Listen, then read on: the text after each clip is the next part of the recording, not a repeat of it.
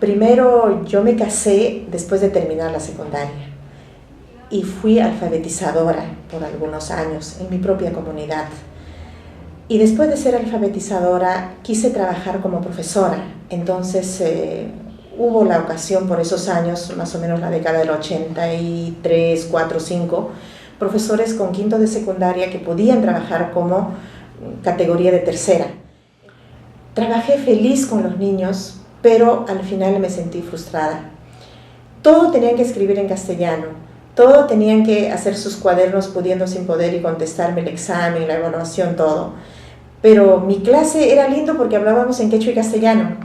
Y los niños también me hablaban en quechua y castellano y nos comprendíamos todo, pero a la hora del cuaderno y a la hora de las evaluaciones, de la lectura, etc., era terrible, porque todo tenía que ser en castellano. Entonces me sentí como que no puedo hacer más en el salón. Recuerdo que una clase los niños ya no querían ni copiar de la pizarra, solo podían copiar, pero ya no querían copiar, estaban cansados, entonces me las llevé al río. Y les dije, ¿y por qué no se cansan acá en el río que ya estábamos más de una hora? Y ellos en quechua me contestaban, porque aquí hacemos todo lo que queremos, lo que nos gusta hacer. Contaban piedritas y contaban bien. En el salón tenían que contar números, tenían que contar cosas de materiales educativos. Entonces, pero así como jugando, pues en el salón también haríamos. Y nos dijo, ay, profesora, ¿cómo vas a estar así jugando en la mesa, en la silla, en el salón?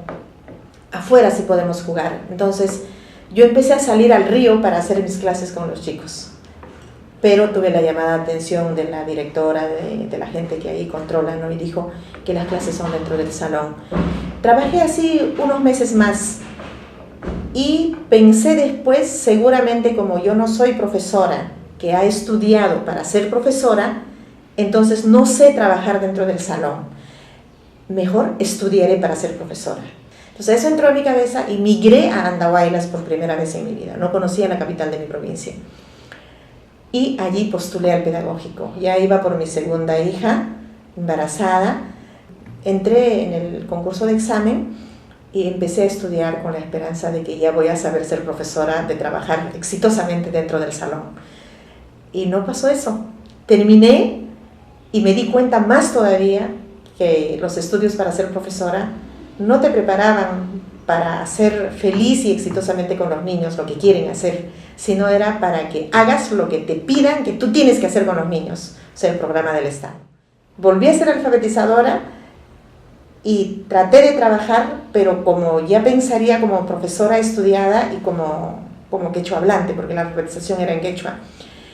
Y realmente no logré mucho en lectoescritura, pero logré bastante en cambios con las mamás para que puedan criar sus hijos, para que puedan considerarse bien, para que sepan que saben muchas cosas, para que no se sientan mal de ser mujeres de la comunidad, para que puedan hablar con sus esposos y comprender y no resignarse a las cosas que están pasando en su vida, para que digan yo quiero tener tantos hijos y ya no quiero tener más hijos, etc. Pero fue tan paradójico porque yo también estaba en la misma ruta, no podía decidir cuántos hijos tener. Tampoco podía rehusarme que todo lo que se aprende con la letra son los conocimientos verdaderos y lo que no se aprende con la letra no son conocimientos todavía. Entonces era un trecho de conflicto bastante grande. Y después de eso entré a trabajar en un proyecto de investigación para hacer trabajo de campo, como asistente de investigación. Allí me di cuenta más con las entrevistas y con las cosas recogiendo en quechua todas las cosas que la gente sabía, que la gente sabía mucho más de lo que yo en 5 años había aprendido en el pedagógico. La única diferencia era que no escriben, que no tienen esas maneras de sistematizar, que no tienen esta otra manera de comportarse en la escuela, pero que saben muchas cosas. Entonces, a los años siguientes concursé para ser profesora de aula y recién me incorporé a la escuela primaria bajo un destaque, bajo un concurso más local, ¿no? Mi primera escuela fue la escuela de Villa Santa Rosa en Tumayhuaraca, una escuela unidocente, donde fui a conocer, donde fui a hablar con los padres, estar con los niños, pero no trabajé tiempo porque me mandaron con destaque al proyecto donde yo era asistente. Para ya no ser asistente, sino ser responsable del equipo de lengua materna en ese proyecto donde se implementaba educación intercultural bilingüe. Y así empecé a trabajar proponiendo material educativo, haciendo metodologías para la lectoescritura. Era incuestionable para los profesores todas las metodologías que se daban como pedagogía. Y no podías hacer otra metodología. Entonces, fuimos construyendo junto con los profesores metodología de lectoescritura, que al final lo llamamos como un método global mixto socializador, porque recogíamos las varias metodologías que propone la pedagogía, la cultura pedagógica, pero también nosotros decíamos qué funciona en el quechua y cómo es más importante. Nuestros libros en un inicio fueron casi clandestinos, muy cuestionados por el Ministerio de Educación, luego ya fueron aceptados porque teníamos que reformular a cómo dicen ellos que tiene que ser. Y en eso, de idas y venidas, las funciones cambiaban, pero mi compromiso siempre estuvo ahí, hacer lo que tenía que hacer, un poco más consciente de ser profesora para zonas rurales, ¿no?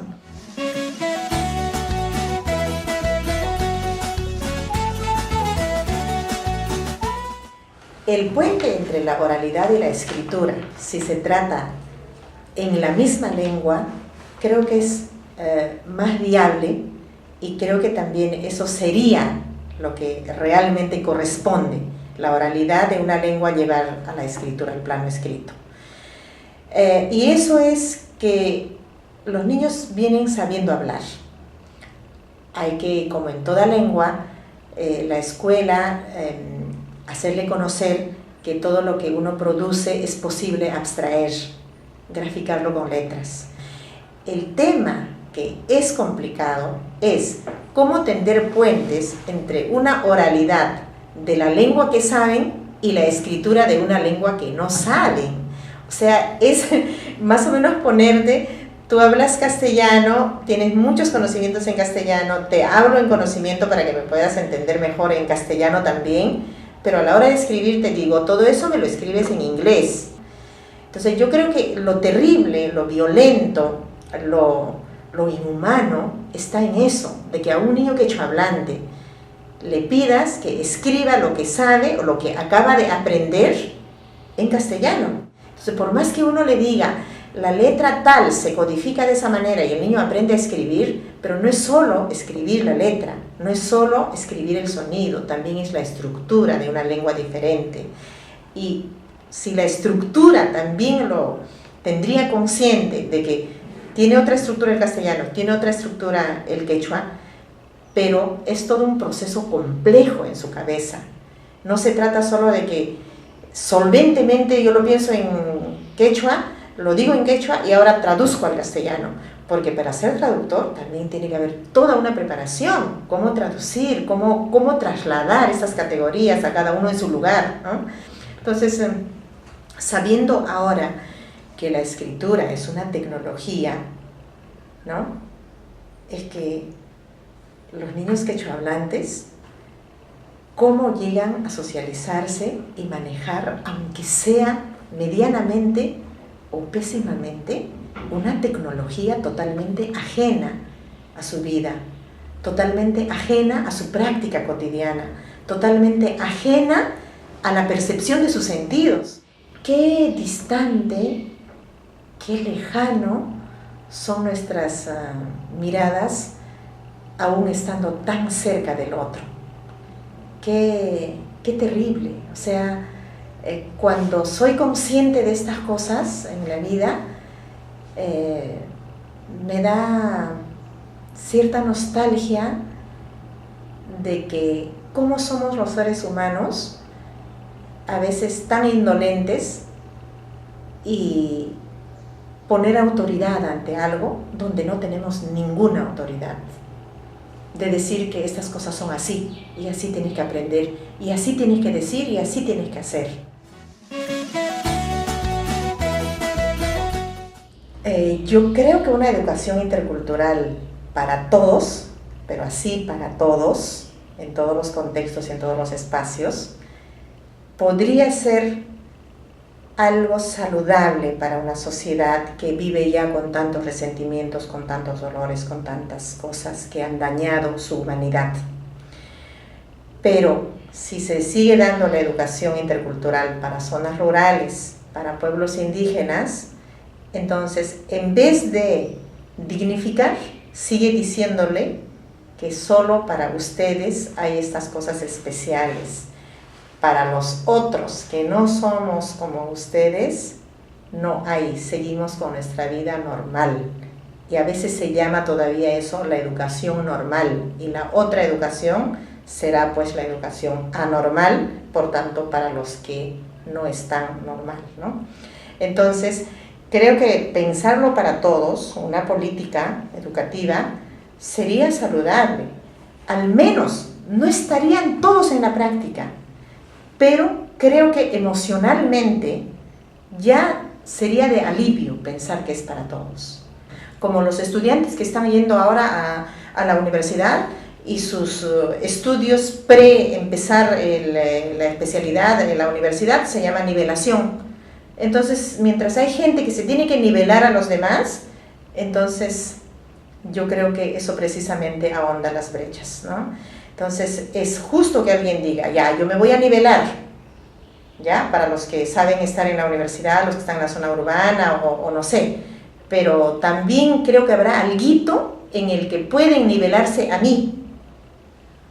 Y yo creo que de hecho hay, en el manejo de la agricultura, en la medicina, en el conocimiento de las plantas, en cómo vivir tu día a día, hacer muchas habilidades de artesanía, muchos conocimientos, muchas formas de almacenar tus conocimientos sin ser letrado, pero sabes cómo conceptuarlas, cómo armarlas, ¿no?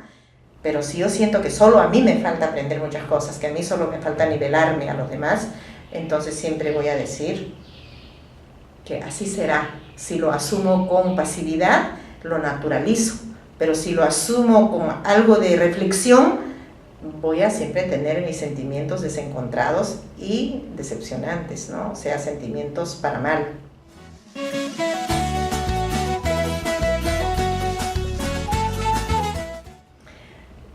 Yo creo que